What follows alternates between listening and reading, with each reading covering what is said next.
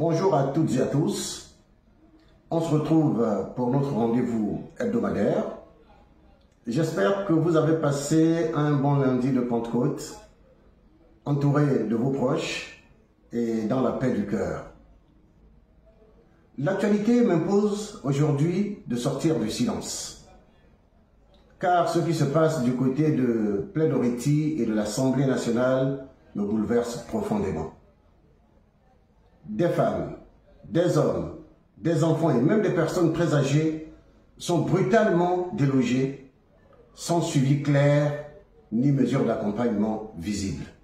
On parle de rénovation urbaine, de modernisation, de routes à tracer, d'accord. Mais derrière chaque maison que l'on rase, il y a une histoire, une dignité, une vie. Le gouvernement dit avoir indemnisé les habitants. Très bien. Mais qui exactement? Quand? Pour quel montant? Et les locataires, qui sont majoritaires dans notre pays, ont-ils été correctement informés ou même protégés? Pour cela, j'appelle les deux chambres du Parlement à se saisir urgemment de ce dossier hypersensible, en mettant sur pied une commission d'enquête. C'est une question de droit, de transparence et de responsabilité publique. On ne modernise pas une nation en piétinant sa population.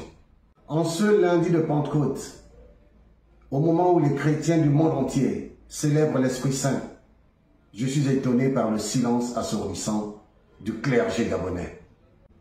Ce n'est pas une question politique, et même si, c'est une question d'humanité, de compassion, de solidarité, de devoir moral.